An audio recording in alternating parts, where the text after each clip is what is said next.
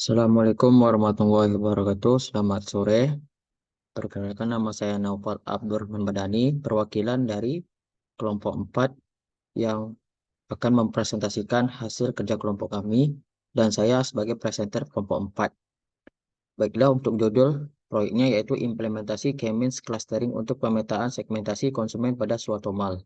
Pertama-tama, saya berterima kasih kepada Bapak Dr. Rahmat Kurniawan dan Bapak Aidil Fetriansyah. Berikut saya perkenalkan nama-nama anggota kelompok saya, yakni Anisya Faitur Rahmah, Muhammad Zaki Musafar, saya sendiri Naufal Abdurrahman Madani, Rema BR Simanjuntak, dan Yosya Sitomorang.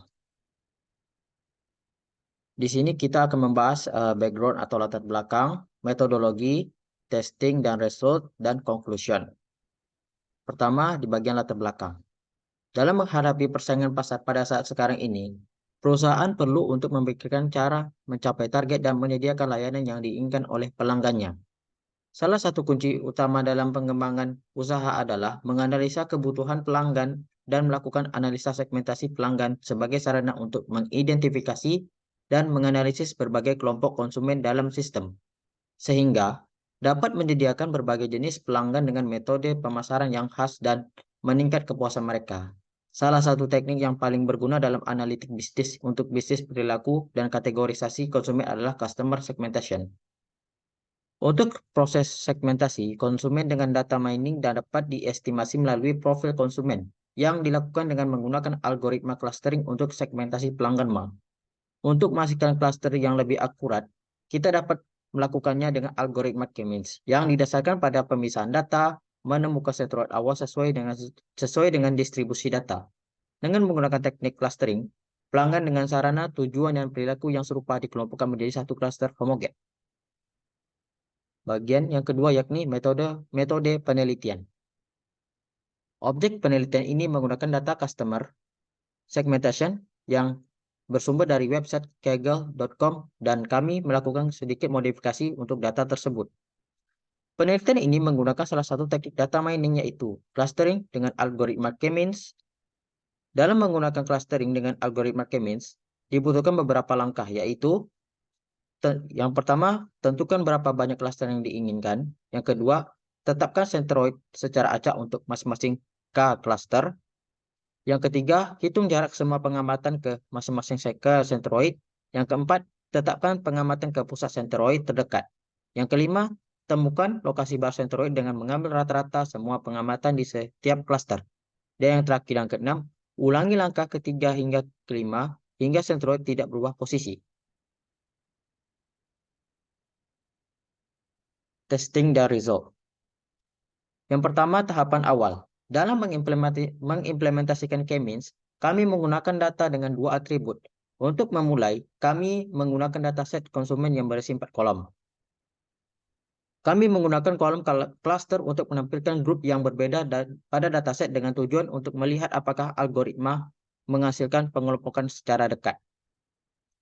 Pada gambar di samping ini, terdapat atribut dengan ID, total earning, total spending, dan cluster. Di sini terdapat pada ID pertama total earningnya yaitu 16, total spendingnya 40, dan clusternya adalah 0. Yang kedua, total earningnya 16, total spendingnya 42, dan clusternya 1. Dan yang ketiga, total earningnya ada 19, total spendingnya 86, dan clusternya ada 2. Yang keempat, total earningnya 20, total spendingnya 64, clusternya 1. Dan yang kelima, total earningnya ada 22, total spendingnya ada 66, dan clusternya ada 1. Yang kedua, menentukan K dan menentukan sentroid. Langkah pertama yang harus dilakukan adalah menentukan berapa banyak clustering yang dimiliki dan menetapkan sentroid awal secara acak. Kali ini kami membuat K sama dengan 3 untuk sentroid. Berada dalam jangkauan yang sama seperti datasetnya. Salah satu opsinya adalah memiliki secara acak K observasi dan menggunakan koordinat untuk menginisiasi sentroid.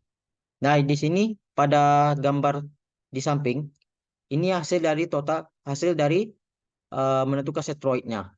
Yang di sini terdapat total spendingnya, total earningnya. Dan di sini muncullah sentroid yang berbentuk seperti bulat dengan bervariasi warna. Ada seperti warna hijau, kuning, dan hingga warna merah. Yang ketiga, menentukan jarak.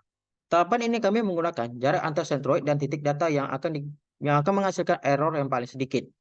Kami berharap bahwa kesalahan untuk titik itu dan sentroid ketiga adalah 0. Oleh karena itu, kami menetapkan titik data tersebut ke sentroid kedua. Pada gambar berikut, di sini terdapatlah error pada sentroid 0, yakni 324720,00.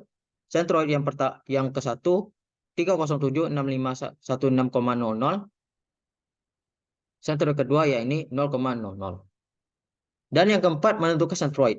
Tahapan berikutnya adalah membuat fungsi yang membantu untuk menetapkan titik data ke sentroid yang sesuai. Lalu menghitung semua kesalahan yang terkait dengan setiap sentroid.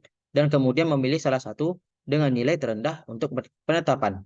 Selain itu, menggunakan tambahan beberapa kolom ke data yang berisi penetapan pusat, massa dan kesalahan yang terjadi dapat bermanfaat untuk memperbarui plot showing yang menunjukkan sentroid. Nah, pada gambar berikut, ini adalah bentuk menentukan sentroid. Yang berbentuk persegi ini adalah hasil dari sentroid, sentroid itu sendiri. Yang kelima, perbarui lokasi sentroid. Tahap ini merupakan percobaan pertama untuk mendefinisikan klaster untuk memperbarui posisi K sentroid. Hal ini dilakukan dengan menghitung rata-rata posisi pengamatan yang ditentukan ke setiap sentroid.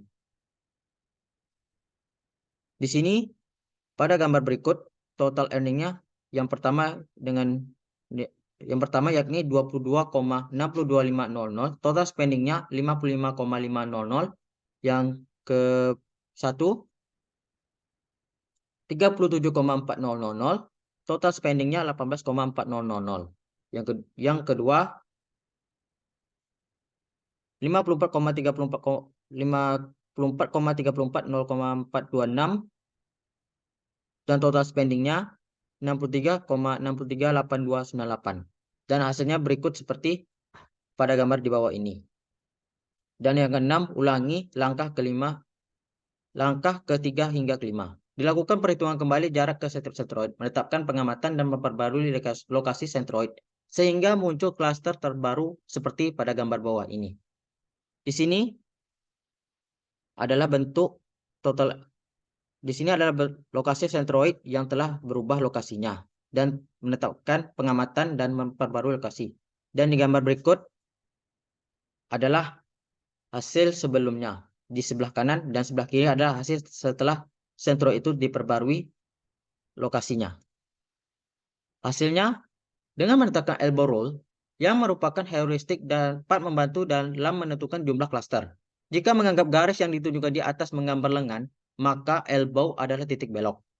Dalam hal ini, elbow terletak di klaster ketiga, memberi kita indikasi bahwa memilih klaster ketiga adalah pilihan yang tepat. Nah, pada gambar berikut, bahwa klaster nomor 3 adalah pilihan yang tepat. Sesuai dengan arahnya, dia mengarah ke klaster ketiga.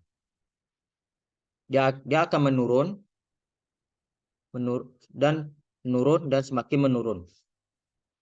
Kesimpulannya, dari pembahasan di atas, dapatlah kesimpulan. Dari penelitian ini ditemukan bahwa dari 3 klaster yang berwarna terdapat 3 kelompok customer, yaitu klaster berwarna kuning dengan total earning besar dengan total spending yang rendah.